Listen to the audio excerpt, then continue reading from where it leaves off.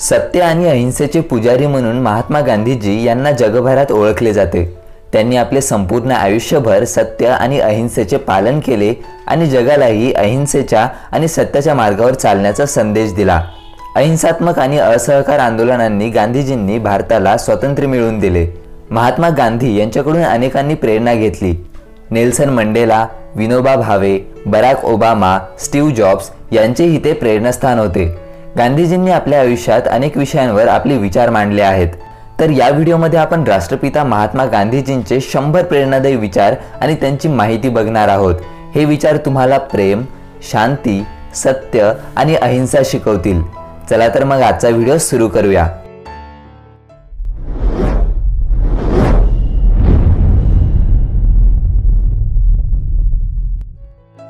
गांधीजींचा जन्म 2 ऑक्टोबर 1869 रोजी गुजरातमधील पोरबंदर येथे झाला। त्यांचे पूर्ण नाव मोहनदास करमचंद गांधी असे होते। महात्मा गांधी या नावाने ते ओळखले जातात। ते भारताच्या स्वातंत्र्य संग्रामातील प्रमुख नेते आणि तत्त्वज्ञ होते।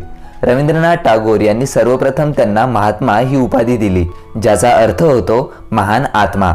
भारतातील लोक त्यांना प्रेमाने बापू म्हणायचे। नेताजी सुभाषचंद्र बोस यांनी 1944 मध्ये पहिल्यांदा त्यांना राष्ट्रपिता असे संबोधले। 1883 मध्ये वयाच्या 13व्या वर्षी त्यांचा कस्तुरबा माखनजी यांच्याशी बालविवाह झाला। त्यांना 4 मुले झाली होती, हरिलाल, मणिलाल, रामदास आणि देवदास।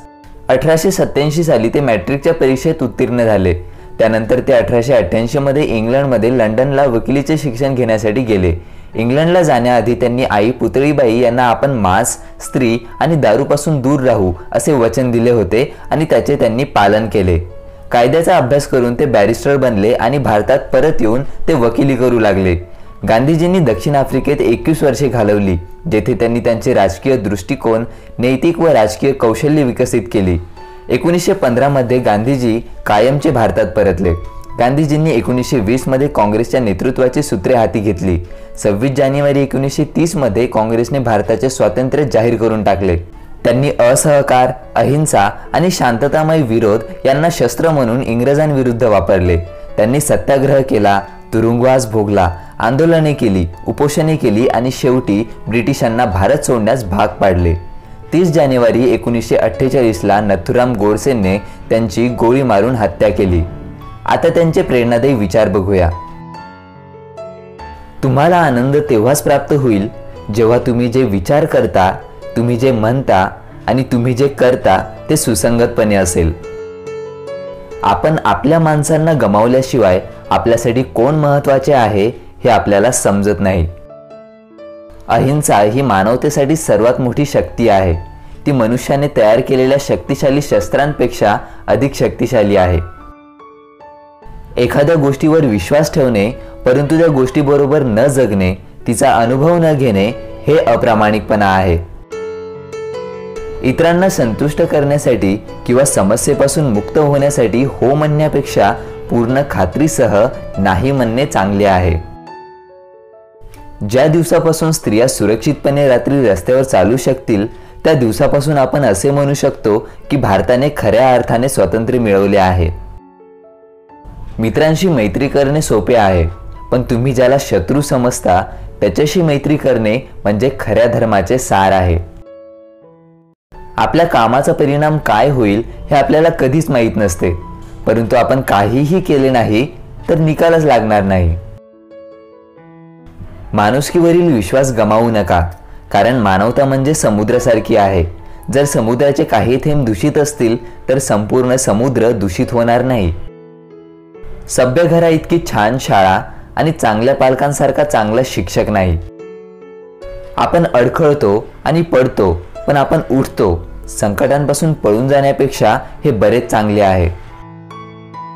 सोन्या चांदीचे तुकडे नव्हे तर आरोग्य हीच संपत्ती आहे। तारुण्य हे वाया घालवण्यासाठी नाही, तर ते विकारांवर विजय मिळवण्यासाठी मिळालेले आहे। स्वतःवर प्रभुत्व असल्याशिवाय इतर सर्वांवर प्रभुत्व गाजवणे हे भ्रमाचे व निराशेचे ठरणारे असते। सहानुभूती, गोड शब्द, ममतेची दृष्टी यांनी जे काम होते ते पैशाने कधीच होत नाही। राष्ट्रातील प्रत्येक घर ही शाळा आहे आणि घरातील माता पिता हे शिक्षक आहेत. माझ्या परवानगीशिवाय मला कोणीही दुखावू शकत नाही. मनाला योग्य विचारांची सवय लागली की योग्य कृती आपोआप घडते. जे प्रेमाने मिळते ते कायम टिकून राहते. जग बदलायचे असेल तर आधी स्वतःला बदला. खराब अक्षर ही अर्धवट शिक्षणाची निशाणी आहे. कोणी कितीही चिडवण्याचा प्रयत्न केला तरी संयम पाळणे हेच शौर्याचे लक्षण आहे. आपण एखादे काम हाती घेतले तर आपले अंतःकरण त्यात ओतावे, पण त्याचे फळ ईश्वरावर सोपवावे. डोळ्याच्या बदल्यात डोळा या तत्वज्ञानाने संपूर्ण जग आंधळे होईल. भविष्यात काय घडेल मला त्याबद्दल विचार करायचा नाही. मला वर्तमानाची काळजी आहे. येणाऱ्या क्षणांवर देवाने मला काही नियंत्रण दिले नाही. चूक करणे हे पाप आहे, परंतु चूक लपवणे हे त्याहीपेक्षा मोठे पाप आहे. गुलाबाला उपदेश करण्याची गरज नाही. तो तर त्याचा आनंद पसरवतो. त्याचा सुगंधच त्याचा संदेश आहे. चूक करण्याची स्वतंत्रता नसेल तर त्या स्वातंत्र्याचा काही अर्थ नाही. आपण ज्याची पूजा करतो त्याचप्रमाणे आपण बनतो. जे आपल्याला जमत असेल ते काम दुसऱ्यांकडून करून घेऊ नका. व्यक्ती त्याच्या विचारांपासून बनलेला एक प्राणी आहे. तो जसा विचार करतो तसाच तो बनतो. काही लोक यश मिळवण्याचे स्वप्न पाहतात, तर इतर लोक जागृत असतात आणि मेहनत घेतात. जेव्हा आपल्याला प्रतिस्पर्ध्याचा सामना करावा लागतो तेव्हा त्याला प्रेमाने जिंका. आपल्या ज्ञानावर गरजेपेक्षा जास्त विश्वास ठेवणे मूर्खपणाचे आहे. हे लक्षात ठेवणे महत्त्वाचे आहे की सर्वात बलवान व्यक्ती कमजोर असू शकतो आणि सर्वात बुद्धिमान व्यक्ती चूक करू शकतो. जर एखाद्या व्यक्तीला शिकायचे असेल तर प्रत्येक चूक त्याला काहीतरी शिक्षण देऊ शकते. दुःख भोगल्याशिवाय सुख मिळणार नाही. कोणत्याही देशाची संस्कृती त्या देशाच्या लोकांच्या हृदयात व आत्म्यात असते. आनंद बाहेरून मिळणारी गोष्ट नाही, पण अहंकार सोडल्याशिवाय ती मिळणार नाही. प्रेमाची शक्ती दंडाच्या शक्तीपेक्षा 1000 पटीने प्रभावशाली व स्थायी असते. आपले मत आपले विचार बनतात. आपले विचार आपले शब्द होतात. आपले शब्द आपले कार्य होतात. आपले कार्य आपली सवय बनते. आपली सवय आपले मूल्य बनते. आपले मूल्य आपले भाग्य बनते. भित्रेपणापेक्षा जास्त चांगले आहे लढून मरावं. पुस्तकांचे मूल्य रत्नांपेक्षा अधिक आहे, कारण पुस्तके अंतःकरण उजळवतात. जे लोक आपल्या प्रशंसेसाठी भुकेले असतात ते सिद्ध करतात की त्यांच्याकडे पात्रता नाही. काहीही करत असताना ते एकतर प्रेमाने करा किंवा कधीही करू नका. शहाणे काम करण्याआधी आणि मूर्ख काम करून विचार करतात. जगात इतके भुकेले लोक आहेत की रोटीशिवाय ती इतर कशातही देव पाहू शकत नाहीत. प्रत्येक रात्री जेव्हा मी झोपायला जातो तेव्हा मी मरतो आणि दुसऱ्या दिवशी सकाळी उठल्यावर माझा पुनर्जन्म होतो. पृथ्वी सर्वांच्या गरजा पूर्ण करण्यासाठी संसाधने प्रदान करते, परंतु मनुष्याची लोभाची इच्छा पूर्ण करू शकत नाही. प्रेम ही जगातील सर्वात मोठी शक्ती आहे आणि आपण ज्याची कल्पना करू शकतो त्यात सर्वात नम्र आहे. स्वतःला जाणून घेण्याचा सर्वात चांगला मार्ग म्हणजे इतरांच्या सेवेमध्ये स्वतःला झोकून देणे. आज आपण जे करतो त्यावर आपले भविष्य अवलंबून असते. भयंकर पाप, कामाशिवाय पैसे, विवेकाशिवाय आनंद, चारित्र्यविना ज्ञान, सिद्धांतरहित राजकारण, नैतिकतेशिवाय व्यापार आणि त्यागाशिवाय पूजा. पापाचा तिरस्कार करा, पापीवर प्रेम करा. असे जगा की तुम्ही उद्या मरणार आहात. अशा प्रकारे शिका की तुम्ही कायमच जगणार आहात. माझे जीवन माझा संदेश आहे. आपली चूक स्वीकारणे म्हणजे कचरा काढण्यासारखे आहे. कचरा काढल्यावर जमीन साफ होते आणि चमकते. सत्य म्हणजे एक मोठा वृक्ष आहे. जोपर्यंत त्याची सेवा केली जाते तोपर्यंत त्यावर अनेक फळ येत राहतात. ते कधीच संपत नाहीत. व्यक्तीची ओळख त्याच्या कपड्यांवरून नाही, त्याच्या चारित्र्यावरून केली जाते. प्रसन्नता हे असे परफ्यूम आहे जे तुम्ही इतरांवर शिंपडाल तर त्याचे काही थेंब निश्चितच तुमच्यावरही पडतील. जे वेळ वाचवतात ते पैसे वाचवतात आणि जतन केलेली संपत्ती कमावलेल्या रकमेच्या बरोबरीची असते. विश्वास एक गुण आहे, अविश्वास ही दुर्बलतेची जननी आहे. बलहीन व्यक्ती कोणालाही क्षमा करू शकत नाही, बलवान माणूसच क्षमा करू शकतो. चिंतेसारखं स्वतःला जाणणारं दुसरं काहीही नाही. देवावर पूर्ण विश्वास असेल तर कशाबद्दलही आपण चिंता का करतो याचीच लाज वाटली पाहिजे. प्रेमाची शिकवण लहान मुलांकडून फार छान शिकता येते. तुम्ही मला कैद करू शकता, माझा छळ करू शकता, माझे शरीर नष्ट करू शकता, पण माझ्या मनाला कैद करू शकणार नाही. आम्ही आमचा स्वाभिमान कुणाला दिलाच नाही तर कोणी तो हिरावून घेऊ शकत नाही. कोणालाही जिंकायचे असेल तर प्रेमाने जिंका. मी मरायला तयार आहे, पण असे कोणतेच कारण नाही ज्यासाठी मी मारायला तयार होईल. कोणीही आपल्या अंतरात्म्याचा आवाज ऐकू शकतो, ते सर्वांमध्ये असते. व्यक्ती तेच बनतो जो तो स्वतःला मानतो. जर मी स्वतःला असे म्हटले की मी हे करू शकत नाही तर शक्यता आहे की खरंच मी ते करण्यास असमर्थ होईल. जर मी असा विश्वास केला की मी हे करू शकतो तर मी नक्की ते करण्याची क्षमता मिळवू शकतो, जरी सुरुवातीला माझ्याकडे ते काम करण्याची क्षमता नसली तरीही. निरंतर विकास हा जीवनाचा नियम आहे.